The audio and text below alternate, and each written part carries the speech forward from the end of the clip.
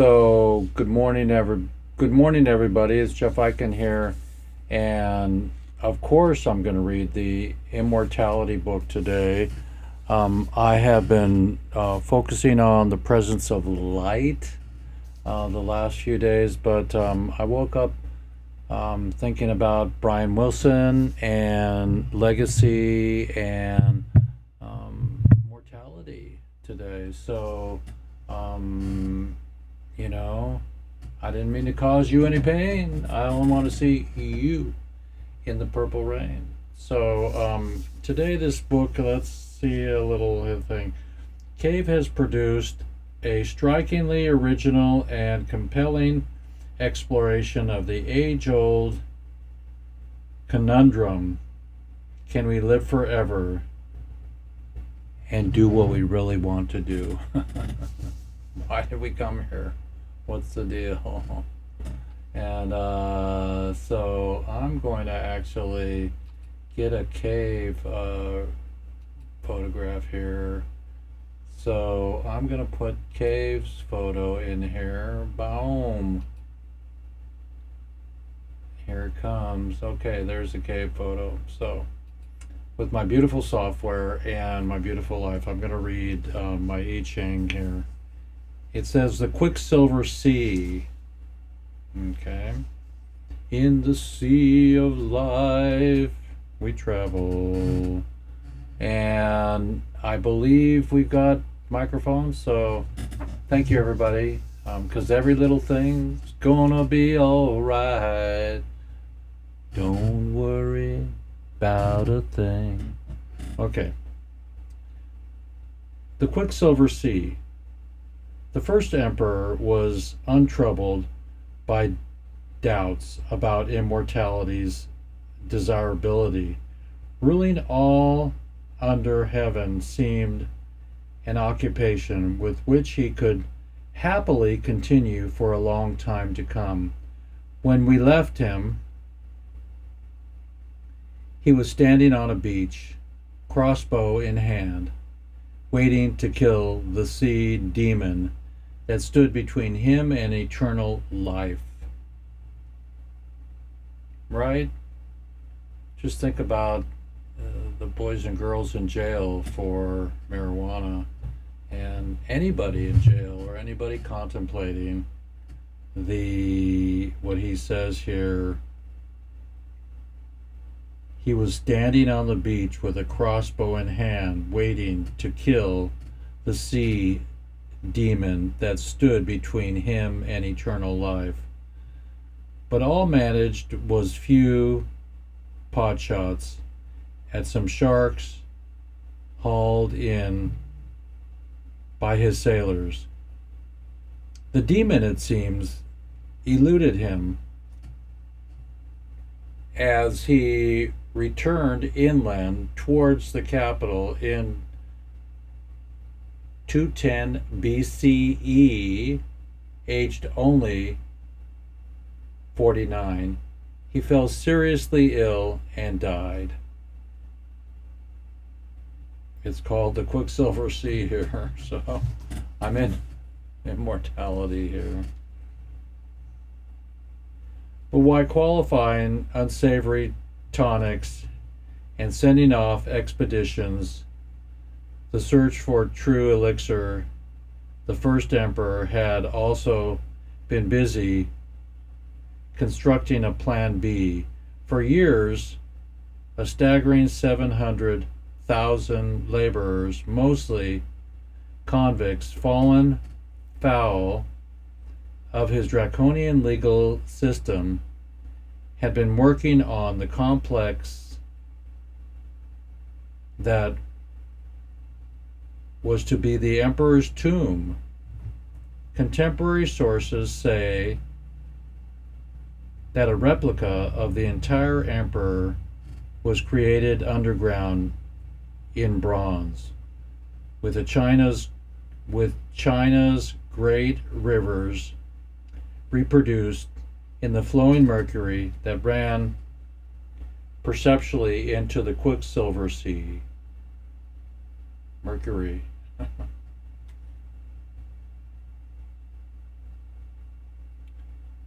ever renewed by magical mechanisms above the heavenly constellations were reproduced and representing the emperor's status as ruler of the cosmos. The whole was guarded by the automatic crossbow that would shoot dead anyone who approached. Does that sound familiar? The first emperor's successor, a younger son whose reign was to prove brief, ordered that his father's concubines, who had not been born a male child, should be killed and buried with their master. They were soon followed by their craftsmen, who had built the tomb's defense, and therefore knew the whereabouts of its treasures. Those who died were extremely numerous, and say the records, they were all buried with their king, and then the tomb was sealed and covered with earth and planted with trees to disguise it as an ordinary hill. What's the deal with tombs and kings and shit? Whatever, or emperors. But Jack was the emperor that wore no clothes. The emperor was following the tradition in building his own tomb, though the scale was unprecedented. It is difficult to know if he believed that he could live on in his replica empire. His words and deeds show clearly that the first and foremost strove to avoid physical death. Well, duh. So, the emperor, if he was to go into void, had every intention of going in the style to which he was accustomed. For centuries, the extravagant accounts of this giant tomb were considered archetype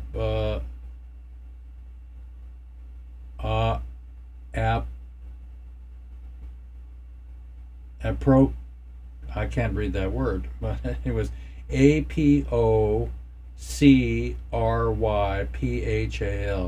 The mound beneath which the tomb was hidden was known to locals to be the superstition and the legend of the deadly traps that kept them away. Then in 1974, a few peasants began to dig. Well, about 1 mile from the mound itself, to the surprise, they broke through into an underground chamber. Staring back at them was Quinn Soldier. This soldier was made of terracotta, and so far, further 8,000 of his comrades have been found. What? All are life-size, intricately molded, and individually as their models in life. The Terracotta Army, and it is now known it is one of the most sensational finds of the last century, and widely recognized as on par with the wonders of the ancient world. But what perhaps is more wondrous is that that this great army represents only a tiny fraction of the enormous burial complex, the fractions that contemporary records did not even deem to fit to mention compared to the other treasures. The complex covers the extraordinary 14,000 acres and includes pits with terracotta administrators, acrobats, chariots, and even a menagerie. The army guards the entrance to the tomb's outer wall, which is nearly 4 miles long. The ongoing excavations is likely to continue to uncover treasures for decades to come. The main tomb itself has been open for fear that its contents cannot yet be properly preserved, and perhaps for fear of the automatic crossbows. The preliminary scans of soil have revealed unusually high level of mercury, suggesting the ancient account of Quicksilver Sea is true. Mercury. But how did the first emperor, who had the first physicians of the day at his disposal and who followed the strict regime designed to promote longevity, come to die at such a relatively tender age? The court sorcerers and the doctors blamed his punishing work schedule even while traveling. He would not rest until he had worked enough, some 60 pounds of state documents per day. This control freakery, they thought, was blocking the beneficial effects of their medicines. So don't overwork. With the benefit hindsight, however, we can take a different view. From near contemporary sources, we know that many of the ingredients that were used by the physicians and the sorcerers to make their elixirs for those who could afford them. Why did the wealthy only get the elixirs? Who could afford them? The core ingredients were such incorruptible elements as gold, mercury, jade, and other common components. In the included sulfur and lead and orpiment, ORPIMENT, orpiment. Maybe I'm pronouncing that wrong, but the compact of arsenic and the striking golden color. The first emperor's daily dose of vitamins and minerals would therefore have induced any mercury, lead, arsenic poisoning, and the possibility of all three. Symptoms would have ranged from headaches, belly aches, sweating, and seizures to insomnia, irritability, and paranoia traits. He seems to have demonstrated the abundance in abundance. It seems only time his doctor was successfully managed to extend the first emperor's life was when he blocked the Yan assassin's knife with his medicinal bag. Contrary to their promise, his potions had proven to be elixirs of mortality.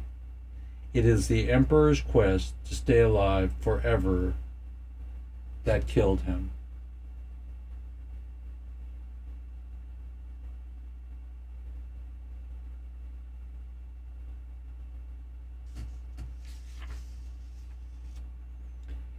It was to be another 2,000 years before the search for the elixir of life was put on a firm scientific footing. Many believe now that the first time in history we stand before the prospect of defeating aging and disease. Our chance of dying, of staying alive is indefinitely have never looked better. What? The man responsible sacrificed his double Nobel Prize crowned career in the process, yet profoundly shaped our health. obsessed aged, our health obsessed aged. It is to him we now turn. So maybe I'll read tomorrow The Vitamin Cure. That's chapter 3. And that's the immortality story of the dude that is kind of like what's going on now, trying to be immortal and have birthday tanks and crap. So, you know, I give thanks for the musicians that just passed away. Brian Wilson. We love you, Brian. Jimmy Buffett. All of them. You know, Ringo's 84. So you can't stop time, but you can leave a legacy. So leave your legacy, everybody. It's a morning readings with Jeff Biken, and I'm feeling good this morning. Contemplating, looking forward to seeing Beverly tomorrow, a new friend of mine, and Steampunk is this weekend. Summer is full of parties in Port Townsend and around the globe. So, as the OG, let's see if I can move my OG thing here. I guess not. Hang on. Infinity and OG. There we go. So, as an OG, old guy, I love you up in the morning, and have a great day. Stay organized and prolific, and don't worry about a thing, because every little thing gonna be alright. Oh, you know what? I will play my favorite music box. Okay, there's a music box, and here we go.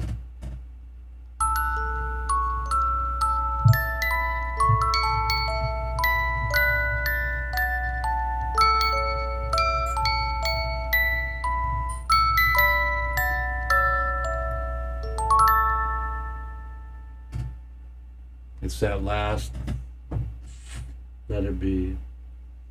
So everybody, don't let it be. Get in there and shake your booty. Shake your booty on the dance floor. Shake your booty on the dance floor. So look out for my concert. Come to my show, Weed Wednesday, and look for legacy events on my website, icanimagine.com, or relieffoundation.org. And my art is everywhere, and my legacy of living forever is just leaving some beautiful books and art for the children to get into. Maybe I'll start a new book today. I was working on Oregon Country Fair photos this week, and let's see if I can show some Oregon Country Fair photos here with y'all. Cause every little thing's gonna be alright. Okay, so let's see if we can find some Oregon Country Fair photos. Don't worry, that's the concert space, everybody. We're going to Oakland Coliseum, hook or crook. Bring all the prisoners with us. Okay. Look, it says Omaha. There's Omaha police, but we're going to not talk about politics today. We're going to bless LA and all the police around the country today, and that there's no violence. 242 people died in a Indian airplane accident today, so bless your life and get busy. So I'm going to show you here. Every little thing's gonna be alright. Love is a drug. We honor Brian Wilson. Beautiful dinner last night. Hemp seeds galore. Beautiful photos from the Oregon Country Fair. But I'm going to show you all of the Oregon Country Fair photos that I did. Here we go. Get on your belly, on your back, everybody, and shoot up. Okay. And not... I like black and white. You know, I mean, this definitely is a color photograph, but the black and white just freaking rocks. You know, maybe I'll do a double exposure and just have their candy canes red.